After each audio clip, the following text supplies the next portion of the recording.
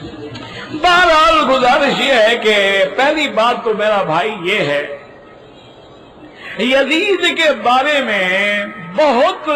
ہی مختلف روایات، بعض روایات یہ بھی ہیں کہ اس نے سیدنا حسین کے سر مبارک کی توہین کی، اور بعض روایات یہ ہے کہ جب حضرت حسین کا سر لایا گیا اور اہل بیت کی ازواج مطہرات تشریف لائیں تو یزید نے رونا شروع کیا اور کہا کہ اس ظالم ابن زیاد کو پکڑو، میں نے تو حکم نہیں دیا تھا کہ ان کو قتل کیا جائے، میں نے کہا تھا ان کو بیعت کے لیے مجبور کر دیا جائے، اور جب انہوں نے کہہ دیا تھا کہ مجھے جانے دو، پھر تم کون تھے ظالم اس کو مارنے والے؟ تو بعض یزید کی صفائی بھی دیتے ہیں۔ اچھا، بعض کہتے ہیں کہ یزید بالکل آوارہ ہو گیا تھا، شرابی ہو گیا تھا، کبابی ہو گیا تھا، لیکن بعض کہتے ہیں یہ روایات بھی غلط ہیں۔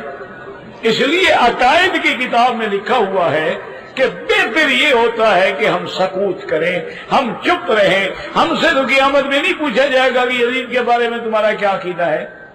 کہ وہ حضرت حسین بھی تو سخی ہے نا، انہوں نے اگر معاف کر دیا ہو تو پھر ہم کیا کریں گے؟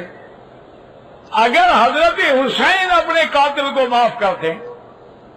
اگر حضرت حسین اپنے دشمن کو معاف کرتے، جو رشتہ داری تو ہے نا جی، حضرت حسین ابن علی ہے۔ جی السلام علیکم ورحمۃ اللہ وبرکاتہ۔ یہ مکی صاحب کی آپ نے کچھ باتیں ملاحظہ فرمائی، اب آپ کچھ اس کے حقائق بھی ملاحظہ فرما لیجئے کہ کس طریقے سے مکی صاحب نے جھوٹ کو ایسے طریقے سے سچ بنا کے کوشش کرنے کی ایک بھونڈی کوشش کی ہے کہ ابھی آپ کے سامنے وہ آ جائے گی، ٹھیک ہے۔ مکی صاحب آپ مکہ کے اندر، حرم مکہ کے اندر درس دیتے ہیں، اور الحمدللہ میں بھی آپ کے درس میں بیٹھ چکا ہوں، اس لیے مجھے اس چیز کے اوپر کمنٹ کرنے میں کوئی عار نہیں ہے کہ آپ نے کیا تماشا یہاں پر یزید ابن معاویہ کی وکالت میں کھڑا کیا ہے۔ سب سے پہلے تو آپ نے ایک بہت گھٹیا قسم کا شوشہ جو چھوڑا ہے وہ یہ ہے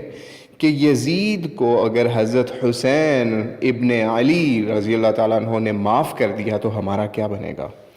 تو آپ مجھے یہ بتائیں پہلے کہ یزید کو معاف کرنے کے لیے آپ کو کون سی وحی اللہ کریم کی طرف سے آئی ہے کہ حضرت حسین نے ان کو معاف کر دیا ہے یا وہ معاف کر دیں گے، ٹھیک ہے؟ یا آپ کو کون سا ایسا فرشتہ آپ کے اوپر نازل ہوا ہے جس نے آپ کو یہ القاء کیا ہے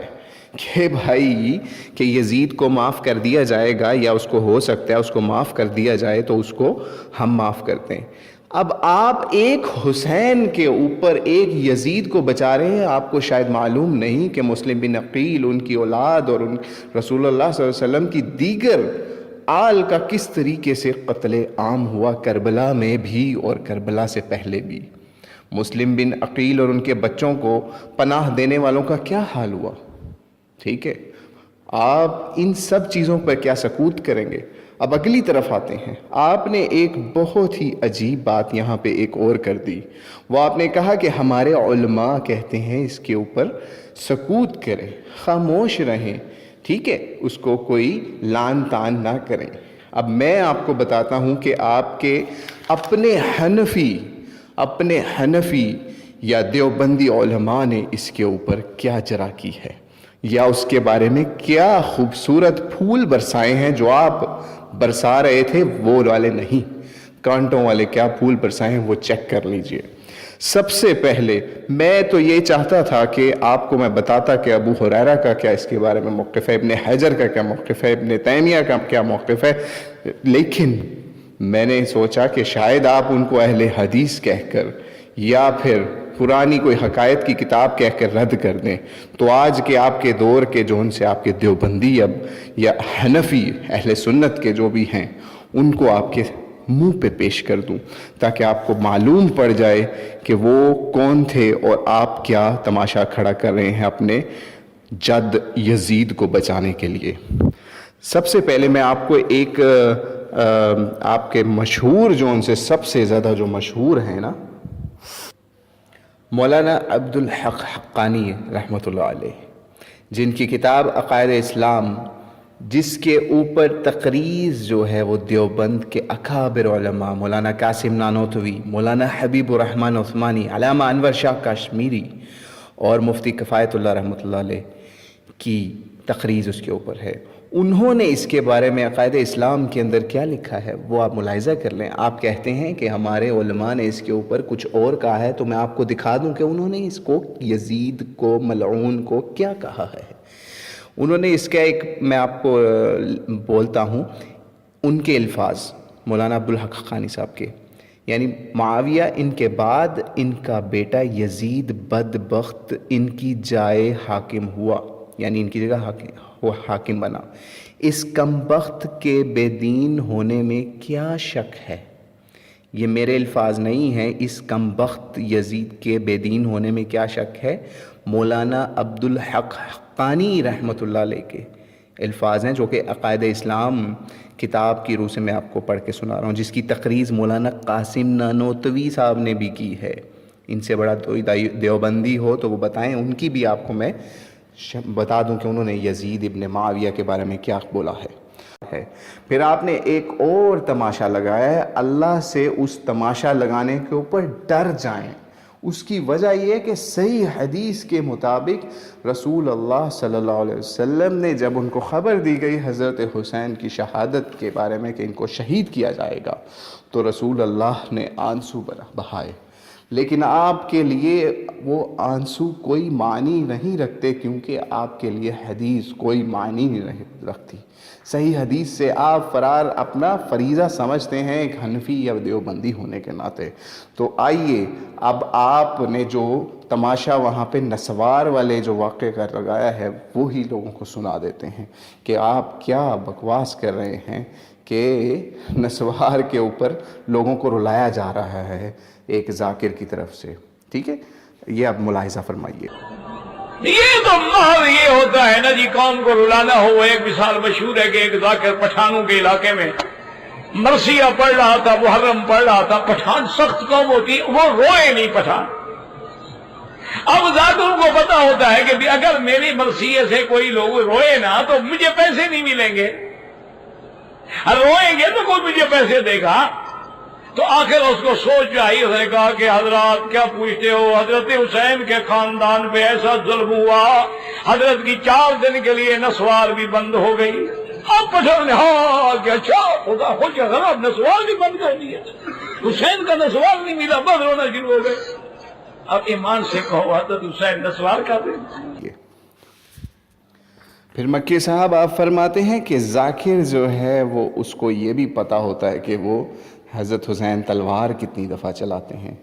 یہ تو آپ کا طنز ہے، لیکن اصل میں آپ کا چہرہ یہ ہے کہ تھوڑی دیر پہلے آپ خود یہ فرما رہے ہیں کہ حضرت حسین کے اوپر پانی بند کرنے والی بات صحیح نہیں ہے، یا وہ بات کہاں سے آ گئی کہ ان پر پانی بند کیا گیا، حالانکہ وہ تو پہنچتے ہی شہید کر دیے گئے۔ یعنی ایک طرف آپ کے کیمرے فٹ ہیں کربلا کے اندر اس موضوع کے اوپر اس کو جاننے کے لیے کہ حسین پہنچتے ہی کربلا میں شہید ہوتے ہیں یا نہیں، لیکن اگر یہی بات کوئی ذاکر کر دے یا کوئی کتاب میں آ جائے آپ کی اہل سنت کی کہ پانی بند کر دیا جاتا ہے، تو آپ کے لیے وہ چیز معتبر نہیں ہوتی، کیونکہ آپ نے تو یزید کو بچانا ہے نا بھائی، یزید کے وکیل بننا ہے نا، کیونکہ بادشاہت آج بھی قائم ہے، چاہے وہ سعودیہ کی ہو یا کسی اور ملک کی ہو۔ تو اللہ سے دعا کریں کہ اللہ آپ کو ہدایت دے۔ اب یہ ہے کہتے ہیں جی آپ پہ پانی بند ہوا، پہلے فیصلہ کرو کہ حضرت حسین کس دن روانہ ہوئے ہیں۔ تاریخ یہ بتلاتی ہے کہ جس دن حضرت حسین کربلا پہنچے اسی دن شہید ہو گئے، تو 3 دن کا پانی کیسے بند ہو گیا؟ اب یہ تو ہے نا جی کہ بڑھا دیا ہے زیب داستاں کے لیے، یعنی ہمارے ذاکر وہ تو ایسے ہیں جو حضرت حسین پہ جب تلوار چل رہی تھی نا، یہ ظالم گن رہے تھے کہ جی تلوار ایک دفعہ کھینچی، پھر دوسری دفعہ کھینچی، پھر تیسری دفعہ ایسا بدبخت کون تھا جو دیکھ رہا تھا؟ کہ آپ نے خیر القرون کے اندر جو ہے یزید ابن معاویہ کو داخل کیا ہے، تو اللہ سے ڈریں۔ خیر القرون کے اندر سارے لوگ جو ہیں وہ کوئی نیک پرہیزگار نہیں تھے، اگر آپ یزید کو تابی کہتے ہیں، ٹھیک ہے، آپ اگر اس کو تابی کہتے ہیں تو ان منافقین کو بھی تابی کہیں، ان لوگوں کو بھی تابی کہیں جن کو آپ سبائی بولتے ہیں، ان لوگوں کو بھی تابی کہیں جو حضرت حسین کے اصل میں قاتل ہیں، ٹھیک ہے۔ آپ کے نزدیک تو تابی جو ہے وہ بھی ایک بہت بڑی کوئی چیز توپ بیٹھا ہوا ہے۔ تو آپ مجھے یہ بتائیں کہ یہ جو آپ نے اس کے اوپر بھی ایک وہ والا فتویٰ لگا دیا ہے کہ تابی تھا، تو آپ مجھے یہ بتائیں کیا حضرت عثمان کو جن مسلمانوں نے قتل کیا ان کو آپ صحابی کہیں گے یا تابی کہیں گے؟ ان کو کس طریقے سے بچائیں گے، یا ان کی بھی معافی کا آپ اعلان کریں گے جیسے آپ نے پیچھے حضرت حسین کے لیے یزید کی معافی کا اعلان کر دیا ہے؟ یہ معاملے وہ دیکھیں نا، یزید صحابی نہیں ہے لیکن تابی تو ہے نا، بھئی صحابی کا بیٹا ہے نا، حضرت معاویہ کا بیٹا ہے نا، تو خیر القرون کا آدمی ہے وہ، خیر القرون قرنی ثم الذین یلونہم ثم الذین یلونہم۔ حضرت نے فرمایا سب سے بہتر زمانہ میرا، اس کے بعد میرے صحابہ، اس کے بعد تابعین کا ہے۔ تو آج ہم 1400 سال کے بعد محض تاریخ کی باتوں پہ اس لیے سب سے بہتر فیصلہ کیا علماء نے کہ چپ رہو۔ جی، تو آپ نے ملاحظہ کیا کہ کس طریقے سے مکی صاحب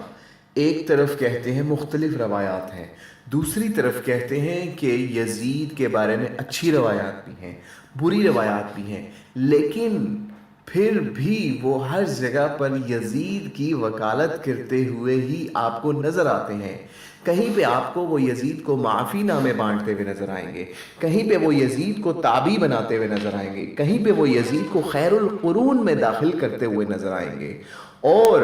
یہ سب تماشا لگانے کے بعد اور شروع میں بھی اس کے وہ جناب فرماتے ہیں کہ یزید کے معاملے میں ہمیں علماء نے سکوت اختیار کرنے کا کہا ہوا ہے۔ تو میرے معزز عالم مکی صاحب، حجازی صاحب، مکے کے اندر کعبہ کے سامنے، بیت اللہ کے سامنے بیٹھ کے لوگوں کو گمراہ کرنے والے صاحب، یہ کون سا سکوت تھا؟ یہ کون سا سکوت تھا کہ جس کے اوپر آپ نے اتنی بڑی منزل عمارت کھڑی کی اور یزید کو معافی نامے بھی بانٹے، یزید کو تابی بھی کہا، یزید کو خیر القرون میں سے بھی کہا،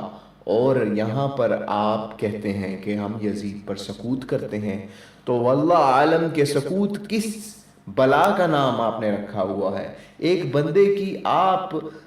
ایسی اس کی وکالت کر رہے ہیں اور دوسری طرف آپ سکوت بھی کر رہے ہیں۔ تو جائیے ڈکشنری کھولیے مکی صاحب اور فیصلہ کیجئے، سکوت کس بلا کا نام ہے اور وکالت کس بلا کا نام ہے۔ اللہم صلی علی محمد وعلی آل محمد وما علینا الا البلاغ المبین۔